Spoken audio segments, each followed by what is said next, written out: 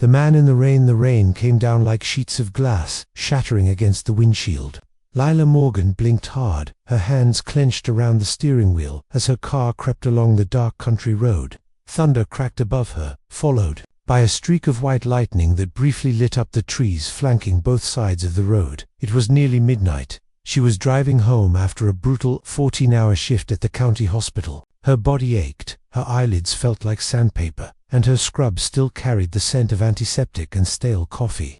All she wanted was her couch, a hot shower, and silence. But life had other plans. As she rounded the final curve before the long stretch leading to her remote cabin, her headlights flashed across a figure, a man, standing in the middle of the road. Lila slammed on the brakes. The tires skidded on the slick asphalt, and the car fishtailed slightly before stopping inches from him, heart hammering. She leaned forward. The man didn't move. He stood there, soaked to the bone, no coat, no shoes, just a torn shirt clinging to his frame and dark hair plastered to his forehead. Blood trickled from a gash above his brow. His arms hung limp by his sides. Lila stared. So did he. She cracked her window. "Are you okay?" No response. She scanned the area. No wrecked car. No sign of a fight. Just the storm, and this man who looked like he'd walked out of nowhere. She hesitated. Everything in her training screamed, "Call someone. Don't get involved alone." But something in his eyes stopped her from driving off. They weren't wild or aggressive, just lost. "I'm a nurse," she said through the gap in the window. "You're bleeding." Still no answer. "I can help you, but we can't stay here." The man finally blinked, then took a shaky step forward. She reached over and unlocked the door. He slid into the passenger seat without a word, dripping water onto her seat and dashboard. She hit the hazards and drove slowly, keeping one eye on him. He held the towel she offered, but didn't use it. "Can you tell me your name?" she asked. His lips parted slightly, then closed again. He shook his head. "You don't remember?" A pause, then, "No." She tried again. "Were you in an accident? Do you know how you got here?" "I don't know." His voice was low, hoarse, like it hadn't been used in days. Her grip on the steering wheel tightened. She wasn't sure what she'd just brought into her car, but it didn't seem dangerous, more like terrified. Of what? She had no idea. By the time they reached her cabin nestled in the woods, the rain had turned into a drizzle. Lila parked under the carport and turned to him. "I can call someone." "The police? An ambulance?" "No," he said quickly. "No police." She frowned. "Why?" "I just can't." That didn't sit right with her, but she saw the panic rise in his eyes at the thought. She couldn't force him. "Not yet." "Okay," she said gently. "You can rest here tonight. We'll figure things out in the morning." He looked out the window, jaw clenched. "You shouldn't let me in." "Why not?" "Because someone's looking for me, and they'll find me." Inside, she led him to the guest bathroom and gave him a towel and an old hoodie of her father's. He cleaned up in silence. Meanwhile, Lila changed out of her scrubs and heated up leftover lentil soup. She watched from the kitchen as he stepped out, now dry and slightly more presentable. The hoodie hung off him. He looked around the room like everything was foreign. "Here," she said, placing the soup on the table. "You should eat something." He sat down slowly, picked up the spoon, and ate like he hadn't tasted food in days. She sat across from him, searching his face for something, any hint of memory, guilt, or intent. But he gave her nothing.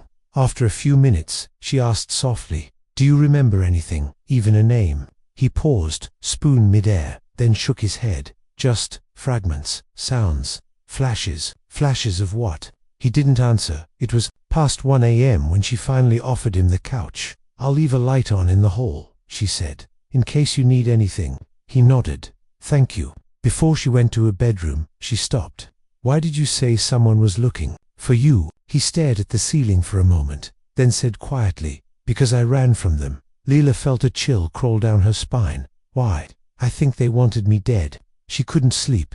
Every creak in the cabin made her jolt upright. Her phone had no service, and the landline had gone dead again in the storm.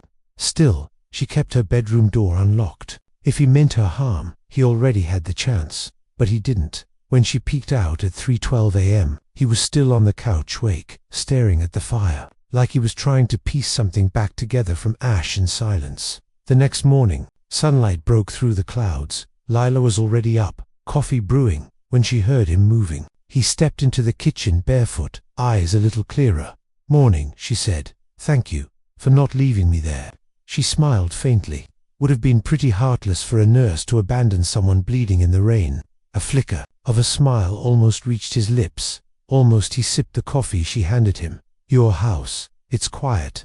I like it that way," she said. "I grew up in chaos." He nodded like he understood. But then he tilted his head slightly. "Do you have a brother?" She blinked. "I did, David. He died when we were in college." His face didn't change, but he looked down into his mug. "How did you know?" "I saw a photo on the shelf," he said quickly. "You two looked close." She nodded slowly, unsure whether to believe him. Later, Lila stepped outside to check for a signal on her phone. Nothing. But her neighbor Jules walked over, waving. "You okay?" Jules asked. "Did you hear the choppers last night?" "Choppers? Yeah. Around midnight. I thought they were military. Route 8 was blocked off too. Something's going on. Police haven't said anything yet." Lila felt her throat tighten. Route 8. That's exactly where she found him. She played dumb. "Weird. I didn't hear anything." Jules squinted. "You sure you're okay?" "I'm fine," Lila said. "Just tired." Back inside, the man was standing in her living room, holding the framed photo of David. He turned as she walked in. "I remembered something," he said. "Last night." Her heart leaped. "What?" "I buried something. In the woods behind your cabin." She froze. "You? What?" "I think I hid it before you found me. I don't know why. But I remember digging."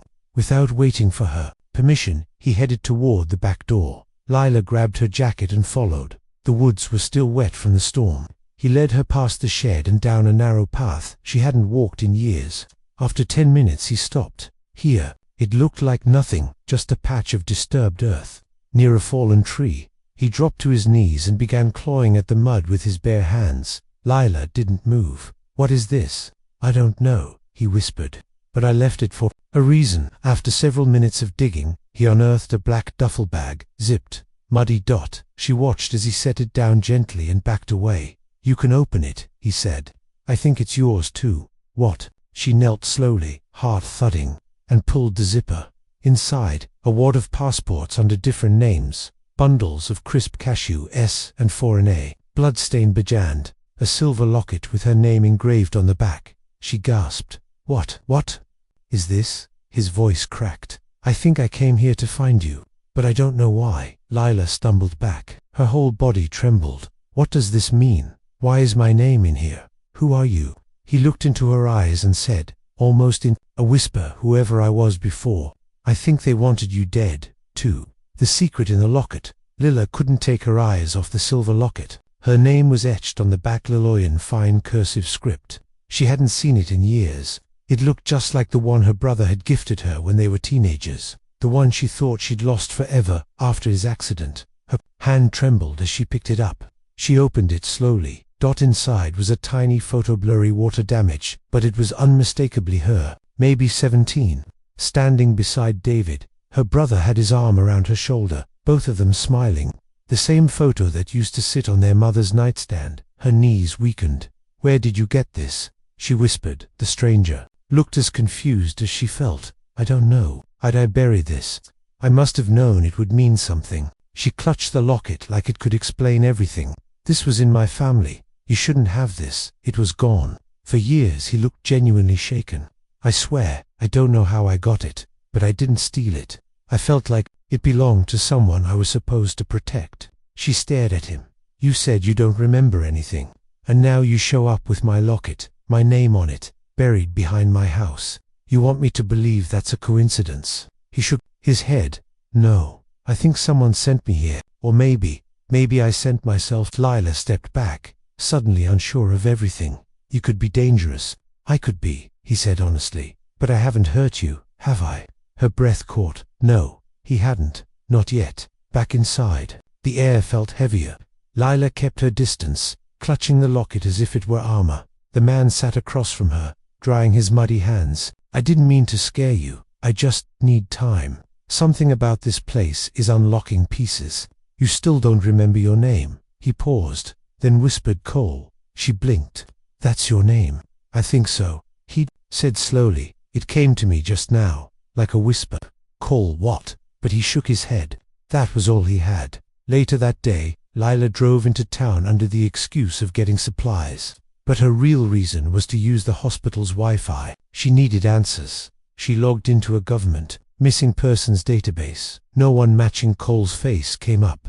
Then she searched police reports near Route 8 for the past 24 hours. Nothing detailed, just a vague notice. Road closure due to unidentified activity. Investigation ongoing. Too vague, too clean. She found a quiet hallway and called the local sheriff. Voicemail again. Then she called an old friend, Dr. Megan Price, an ER doctor at the city hospital. Megan, if someone came to you disoriented, no memory, no ID, what would you do? Megan's voice crackled. We'd keep them for 72 hours under psychiatric evaluation, especially if there were signs of trauma or paranoia. Why? You treating someone off the books? Lila hesitated. Not officially. What if the patient refuses police involvement? That's a red flag. Leela, are you okay? I don't know, she whispered. When Leela returned home, she found Cole standing in the kitchen, staring at the refrigerator. It wasn't running. Power had gone out again. The storm had knocked the lines loose. It would take the electric company a day or two to fix it, especially out here in the woods. He looked up at her. Something's wrong with the fridge. No, he said slowly. With me. Lila stepped closer, heart thudding. What do you mean? He looked down at his hands. I keep hearing things, whispers, like voices, but inside my head, not memories. Like someone's trying to tell me what to do. She felt a cold shiver slide down her spine. You need medical help. Cole, I need truth, he said firmly. Something terrible happened. I feel it. He reached into his pocket and pulled out one of the passports from the duffel bag. It was American. The name read, James Cole Bennett. The photo was definitely him. But the issue date was from 3 years ago, and the stamps were International Russia, Colombia, Sudan. She stared. Were you a soldier? Maybe, or something worse. Why do you say that? He turned toward her slowly. Because I keep seeing a face, a woman screaming. Blood, a building on fire. Do you know her? No, but she haunts me. That night, Lila didn't sleep. Cole paced in the living room until past 3 a.m., muttering to himself, then sat, motionless, staring at the fire again. She finally rose and handed him a blanket. I should take you to the city tomorrow, she said. There's a neurologist there who might help. He didn't move. I know you're scared. I am too, she admitted. But you can't keep living in fragments. He looked up at her. Do you believe in fate? She froze. What? I think we knew each other once. Not in this life maybe, but somewhere. That locket, your name, the photo, none of this is random. You sound delusional. Or just waking up, he said. The next morning, the sound of tires crunching gravel jolted them both. A black SUV pulled up the driveway. Unmarked. Cole stepped to the window, eyes narrowing. Don't open the door. Leela's voice trembled. Who is it? I don't know. But I don't feel good about it. A knock at the door. 3 short raps. Then a voice. Male. Smooth. Miss Morgan. This is Agent Harris with Homeland Security. We're looking for someone. Might be injured. May have come this way during the storm. Lila's heart raced. How do you know my name? She called out. Local law enforcement gave us your info since your property's close to Route 8. Just need to ask a few questions. Cole backed away, shaking his head. Don't trust them. I know that voice. I don't know how, but I do. She was torn. I don't know anything. She called through the door. Silence, then a pause. Then, if you do see anyone unusual, call this number. A card slid under the door. When the SUV finally drove away, Lila picked up the card. There was no government seal, just a number, no name. Cole collapsed that afternoon. He was in the backyard, splitting wood with shaking hands, when he suddenly dropped to his knees. Lila ran to him. His eyes were unfocused, lips trembling.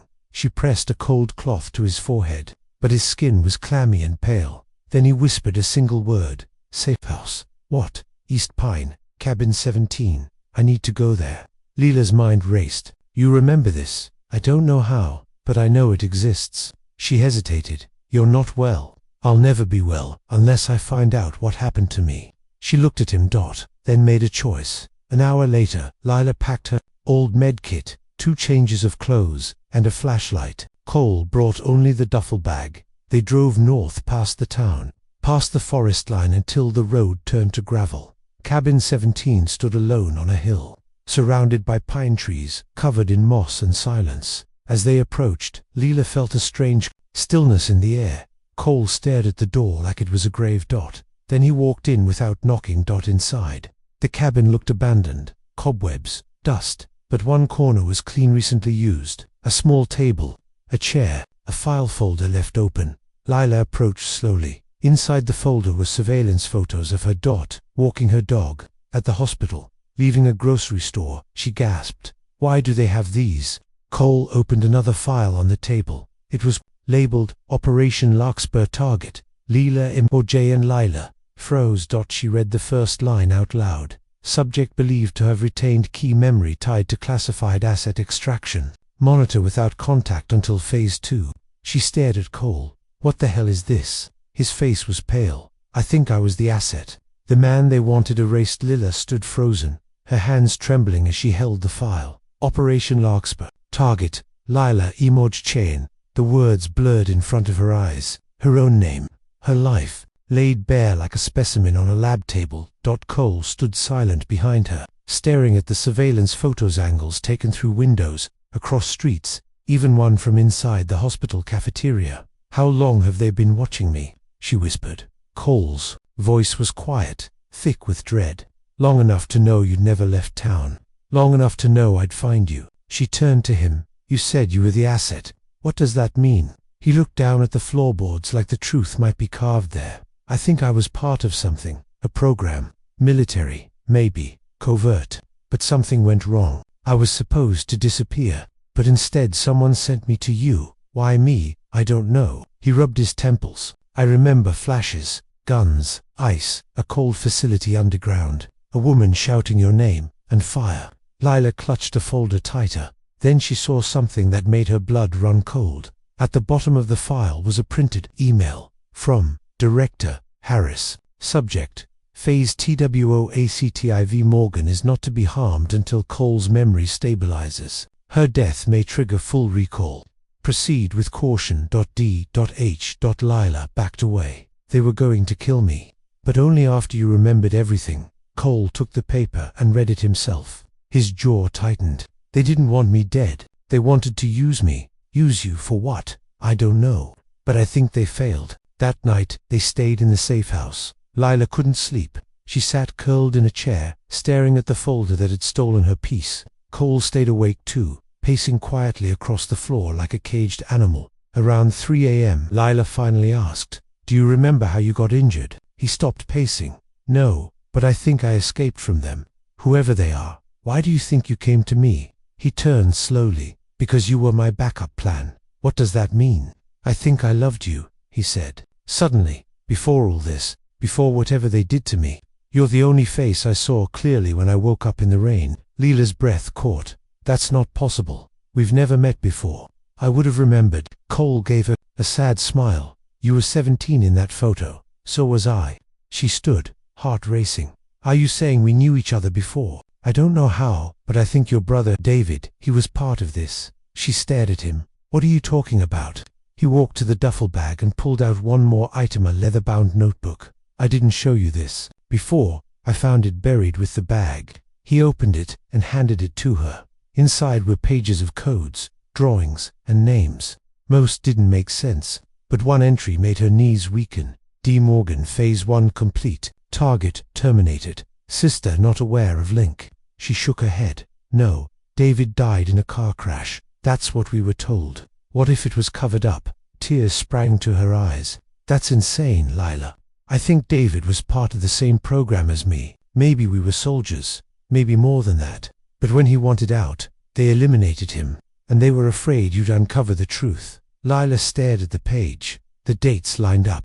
David's death. Her memory of seeing strange men at the funeral. How no one would tell her what really caused the crash. Everything started to swirl. "This is too much," she whispered. "I know," Cole said gently, "but I think David sent me to protect you. He knew something was coming." By sunrise, Leela had made a decision. "We have to find someone who knows what really happened. Someone inside." Cole nodded. "There's one more name in this notebook, scribbled on the back cover.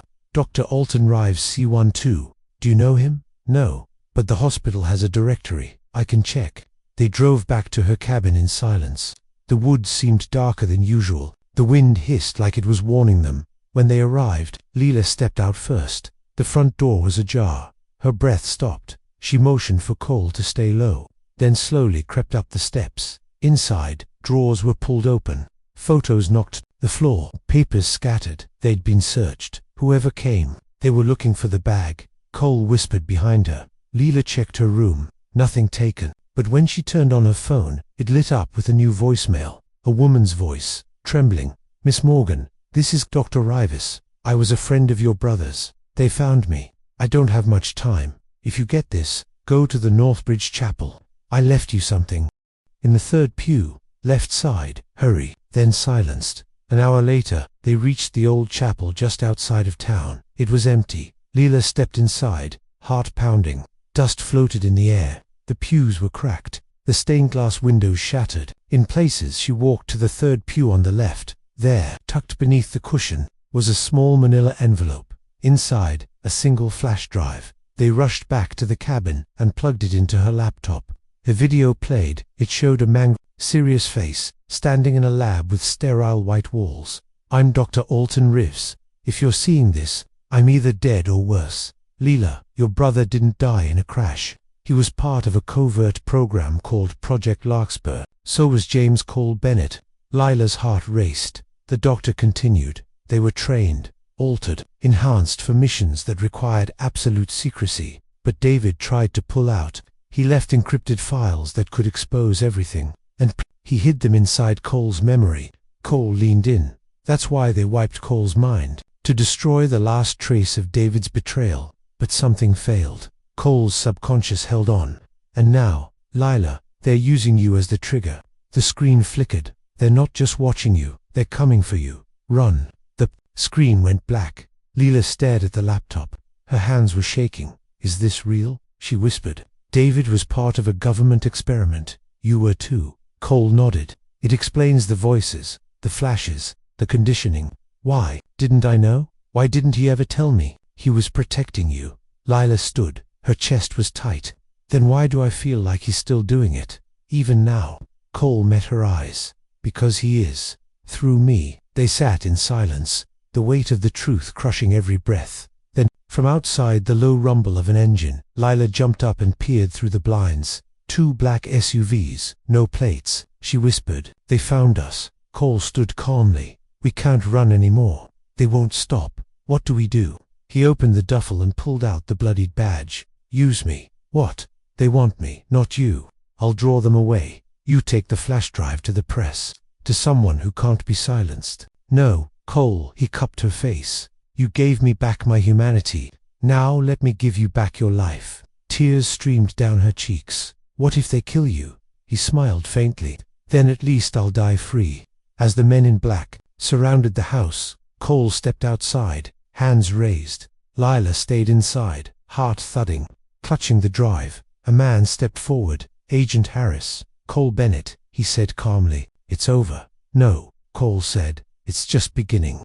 Then boom, a flashbang exploded near the side porch. Leela dropped to the ground. Dazed, Cole yelled something she couldn't hear. Then gunfire. Chaos. She crawled to the back door, clutching the drive. Cole's voice rang in her ears. "Take it, run." She ran into the woods, through the rain, through the storm of truth unraveling around her. She didn't look back. The memory that set her free, Lyle, ran through the forest like her life depended on it, because it did. She didn't know how long she'd been running. Branches tore at her arms, mud soaked through her shoes. The flash drive burned in her pocket like a live fuse. Behind her, faint echoes of gunfire faded into silence. She didn't know if Cole was still alive, but she knew what she had to do. Get to someone who could expose the truth. By dawn, she emerged onto a roadside near the county line. Her phone had 1 bar of service. She called Dr. Megan Price. "Lila, you sound no time. I need you to meet me. Alone. Bring your laptop, and don't tell anyone." They met in a diner on the outskirts of Nashville. Lila's clothes were filthy, her face pale. She sat in the corner booth, clutching a paper cup of black coffee. Megan arrived 10 minutes later, eyes wide with concern. "Lila, what happened to you?" "I'll explain everything," Lila said. "But first plug this in." She handed over the flash drive. Megan opened her laptop.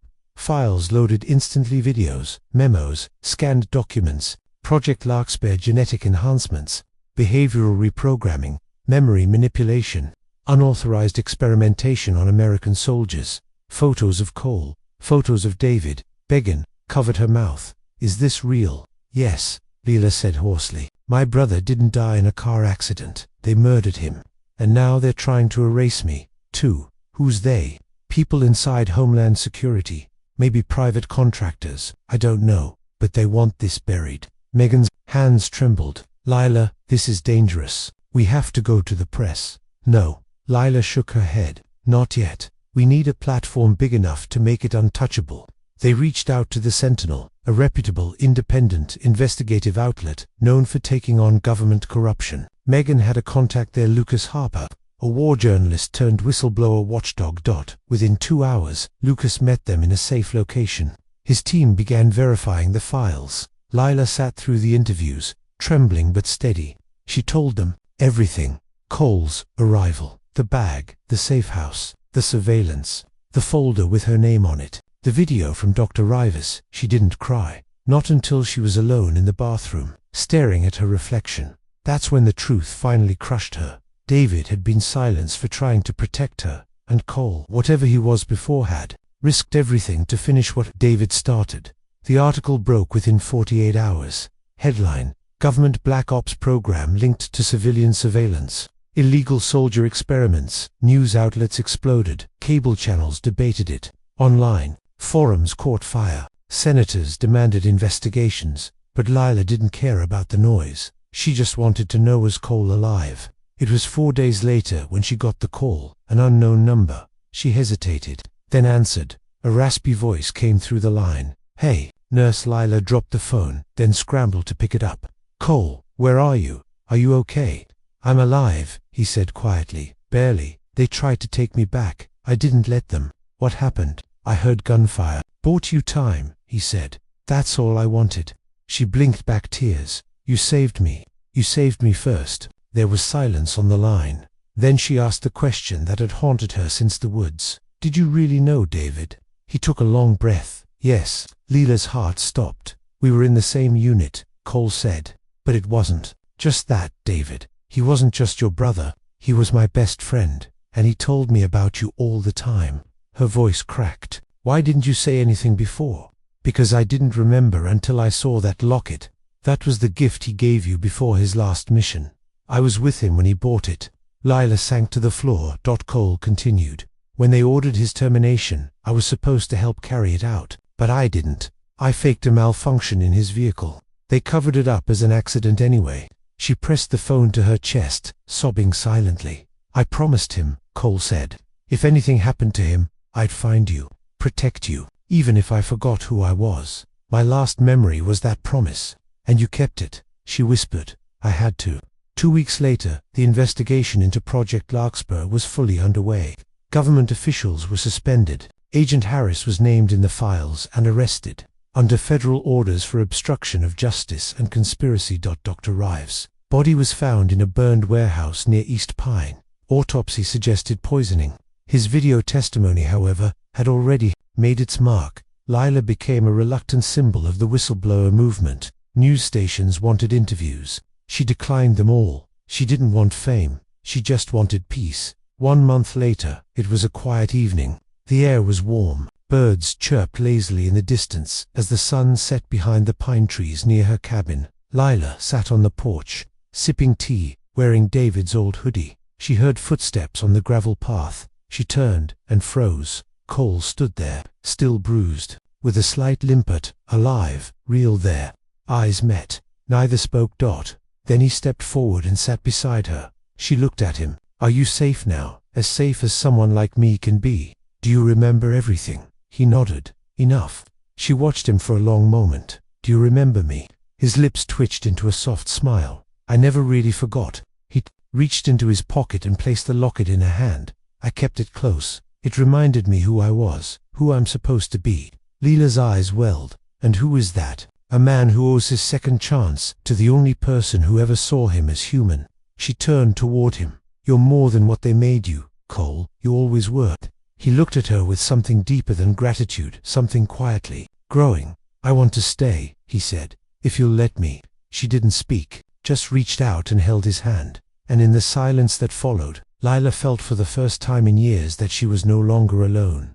Epilogue. 6 months later, Lila returned to nursing, part-time, on her own terms. No press, no questions, just healing. Cole lived in the guest house, quietly, slowly reintegrating into life with a new identity, one not controlled by files or missions. He planted a garden, read everything he could. Sometimes he had nightmares. She was always there when he woke up. One evening, Lila found him painting in the old barn. Not soldiers, not fire, but landscapes, rivers, trees, sunrises. "Hope you're good," she said, watching him. "I've had a good teacher," he said softly. She smiled. He turned to her. "I've been thinking, yes, I want to give David something more permanent." She waited. "I want to open a foundation in his name, for veterans who were forgotten, who were used, just like us." Lila's eyes filled. He would have loved that. Cole stepped closer, took her hands. "We were both lost," he said, "but somehow we found each other. I think that was David's plan all along." She nodded. Then she leaned in and whispered, "Let's keep it going." The end.